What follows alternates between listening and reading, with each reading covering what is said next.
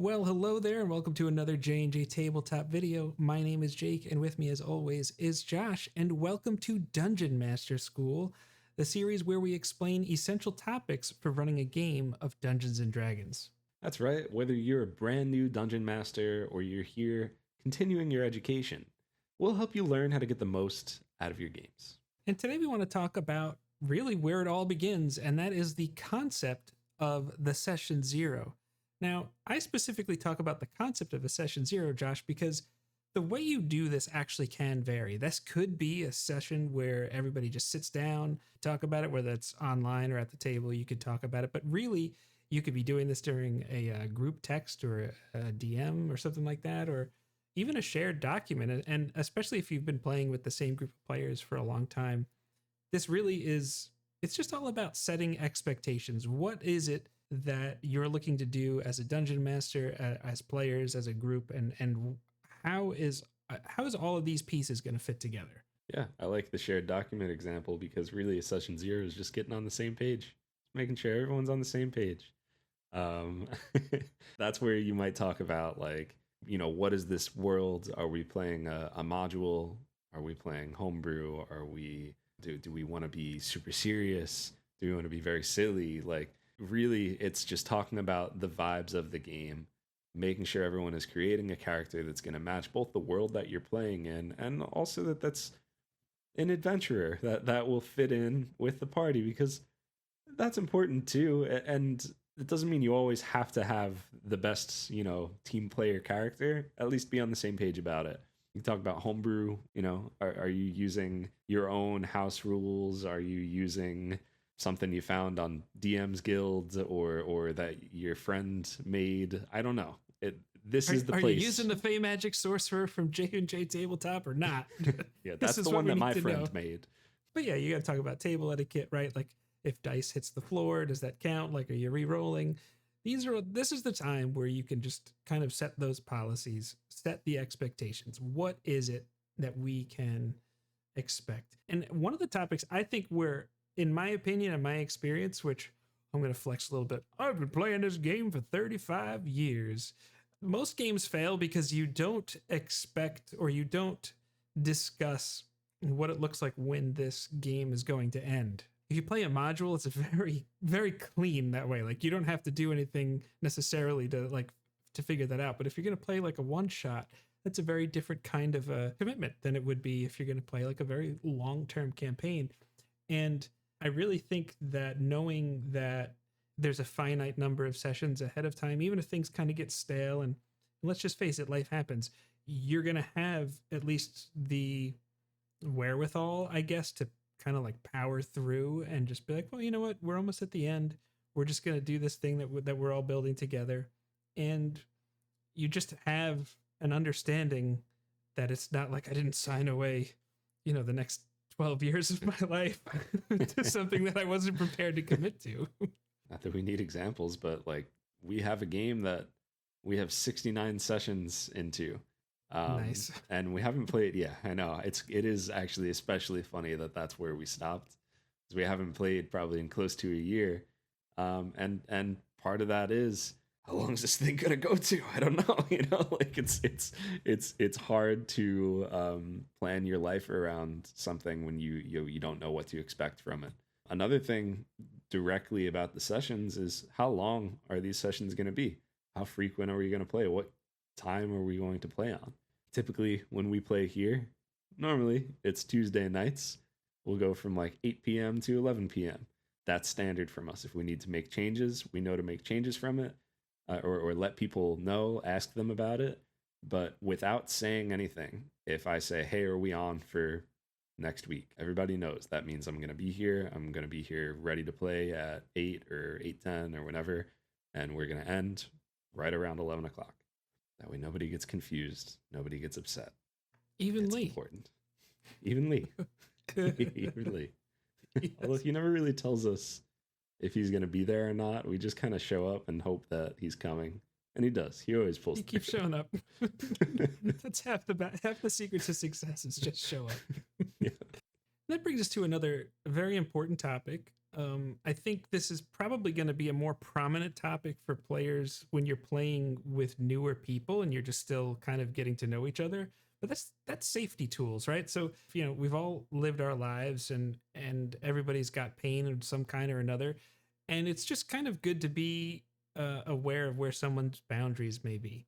Now, this is also tricky because it's not like everybody's just going to get together and actually have like a therapy session and be like, hey, I deal with X, Y, and Z. I mean, some people might be open books like that, and you know what? If that's the case, I actually applaud your courage. I tend to not be that open and vulnerable with people I'm just meeting, but to me, you'll hear topics of like having X cards and lines and veils and all these kind of like pause words and stuff like that. And to me, the best safety tool that you can have really is just speaking up for yourself if the need should arise.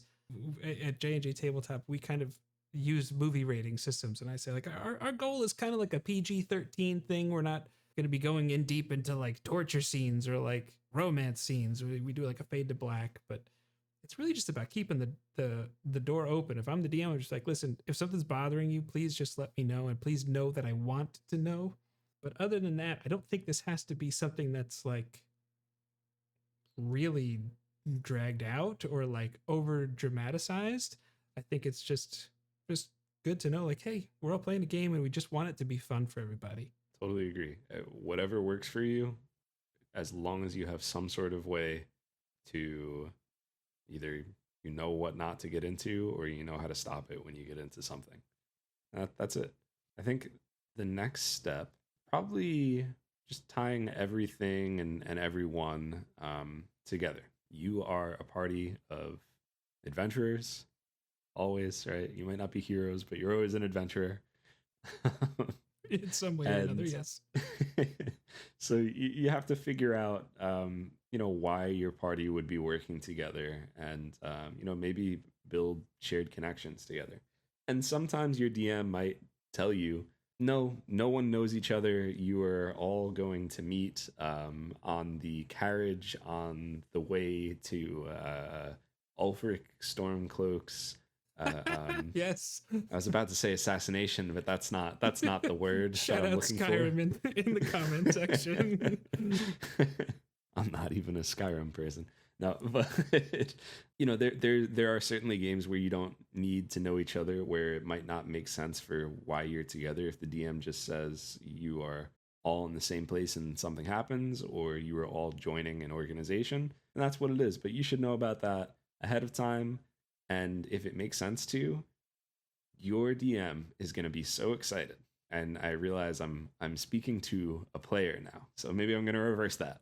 If you're DM and you want your players to get excited about the lore, and you want an opportunity, especially if you're a homebrew DM, to tie them in, help them build their backstory, get into it, have a little powwow with the players together, talk about places where they might be from when it makes sense, organizations they might have worked with before.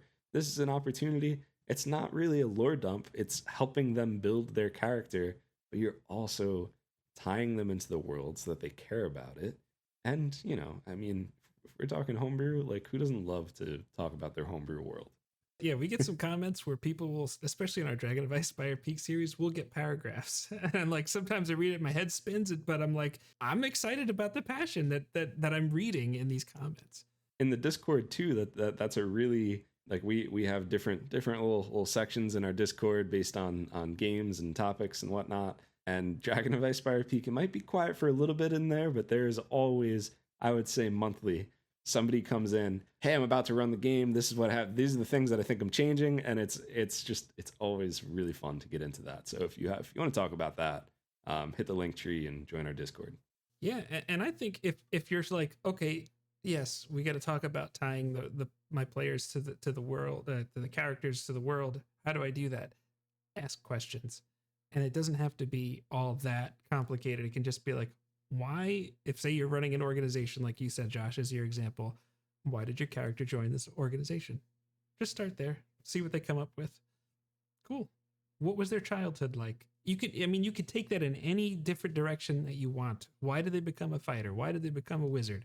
Why did they become a paladin? Whatever it is, Those are the kinds of questions I think that will really get that job done.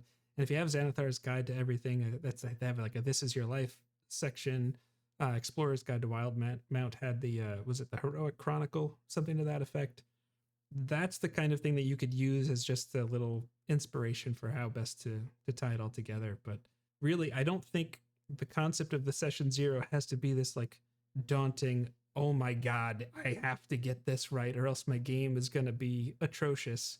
I mean, to an extent, it's like you should get it right, but it's just communication, and session zero really can be something that just lasts the whole game, the whole campaign. It doesn't have to just be like, this is my one chance, my M&M one opportunity. You know, it's not that. It's definitely something that I think people put a lot of stress around. You have to have a really good session zero. You have to, the people that we play with regularly, we've been playing with them evenly. It's been like, it's got to be going on 3 years now. The other people, it's been 10 plus, or 5 for Michael, but 10 plus for the other 3 of us. So like a session zero for us is usually just a group text, and it might not even be a lot of texts. It could be 10 total. Running Curse of Strahd, make a level 2 character. Cool. Yeah, exactly. It could be as big or as little as you need it to be.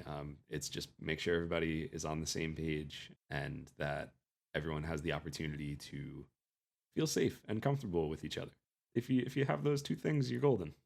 But what kinds of things have you done in the past that has made your session zero successful? Is this something that you feel like sets your game up for success like we believe? Let us know in the comments section. And we're going to be continuing to make episodes of Dungeon Master School, so make sure you hit the subscribe button and the like button, and come back to this when you run a new game every single time, because it's good for the algorithm, all right? So thank you so much for watching, and be kind to one another. That's important. Take care, folks.